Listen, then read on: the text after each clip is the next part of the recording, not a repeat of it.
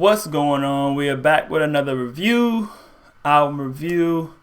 I got my hands on some R&B goodies, and if I get R&B goodies, I am more than likely going to review them. Well, first, shout out to everybody battling breast cancer, all my breast cancer survivors, Breast Cancer Awareness Month. Big ups to them. Keep fighting. So this is for R&B singer and songwriter Gallant, second studio album, Sweet Insomnia. It's the follow-up to Ology, however you want to say it. Back in 2016, that was well received. People actually enjoyed that. I shouldn't say actually, I didn't listen to it, but people enjoyed that. And that's I kind of heard him coming with other acts like Janae and a few other people. He's done some stuff. So I've seen him around, and this project dropped kind of out of nowhere for me. I didn't know it was coming. And I was like, all right, I'm going to listen. He also had an EP called Zebra in 2014. So I'll probably go back and listen to the 2016 joint, Ology, however he says it, however it's pronounced. I'll probably go back and listen to that. Real quick, please drop a sub, drop a like on this video. I really appreciate it. So Sweet Insomnia to me, I kind of just off the rip after like the second song, I just felt like this was like R&B light. And when I say that, I'm kind of like referring to like diet R&B. Like this isn't strong R&B. At least this album is. And I'm not saying the artist isn't. I think he has potential, and I'll speak on that maybe a number of times on here, but I just want to get it out the way. I think he has potential. I think he's good, but I feel like on here he just sounds like other people. I feel like he's trying to sound like other people, or accidentally sound like other people. He dips in too many artists' lane. I feel like too many other R&B artists' lane in different aspects of songs. I mean, he does bring it back to his sound at some points, but there's a few songs on here where he sounds like Usher. You listen to it and it's like, did you mean to sound like that, or is it a completely bad thing? I'm not the one to say. I mean, for me personally, I don't really like it. I think he isn't being distinct enough on this project, but there's glimpses that show that he is distinct enough. So that kind of threw me off with the album. So once again, just kind of running along the lines of just not thinking it holds up to par with an R&B album. It's very short. To me, it's not that good, but it has really good flashes in the pan. It has some moments on here I'm like, whew, especially near the end where I was like, yeah, this guy could be tight. And maybe it's just an unfinished project. I'm not sure. It's short, 35 minutes. And I'll get into it, track by track. Here we go. The intro is 4:10. It's just a basic intro. It's under a minute. It's not much there. It doesn't really tell you or set the tone for anything. I'm sure 4:10 stands for something, but I didn't really get the description of what that was. But it does fall into Sharpest Edges really well. Sharpest Edges is number 2. His single.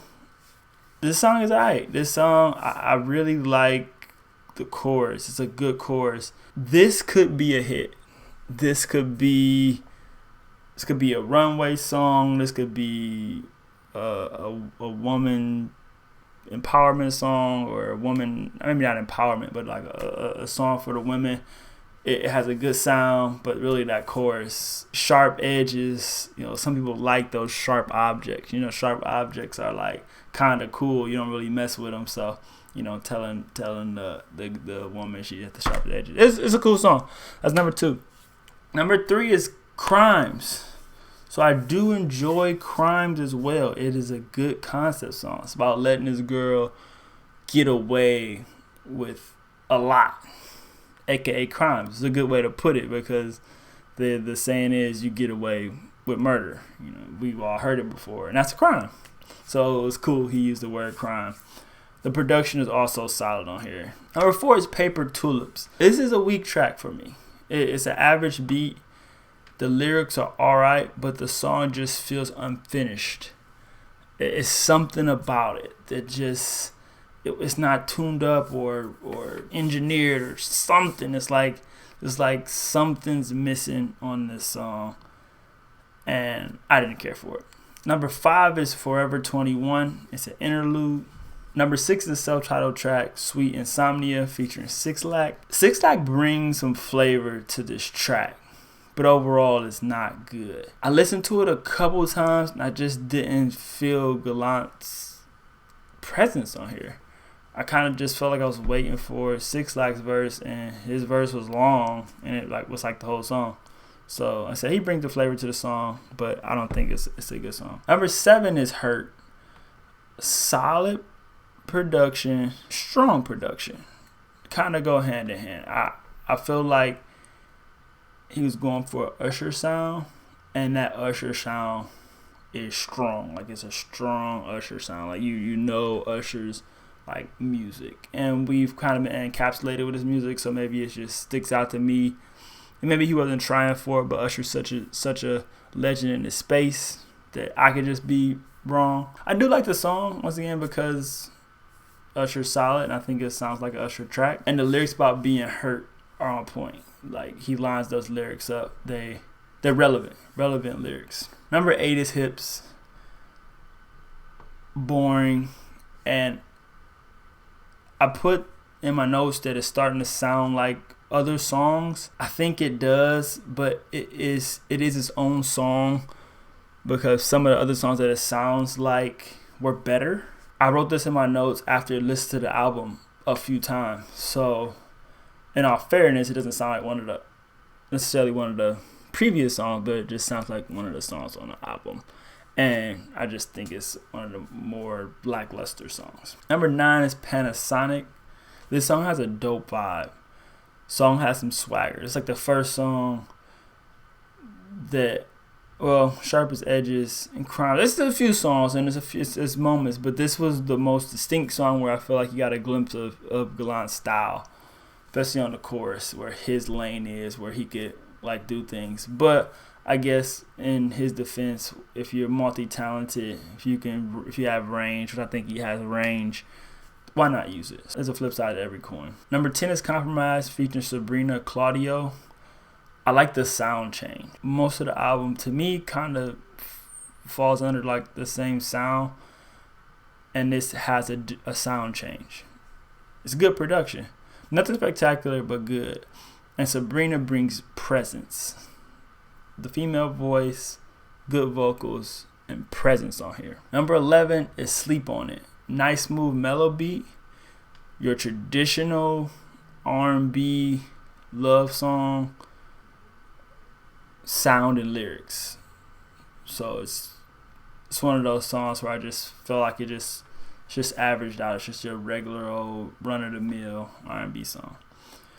12, Konami is a sound interlude. Not even sure why this is here. Number 13 is Celine.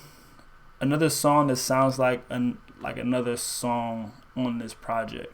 Not really even an outro. But with this kind of feeling like such a short album, he maybe had intentions to put something else behind this, but just never did. For Gallant's second studio album, Sweet Insomnia, I felt like it has potential to be good, or it had potential, or should have been, or could have been good. I just believe he danced around in too many lanes on here. Maybe it's because he has the range to do it.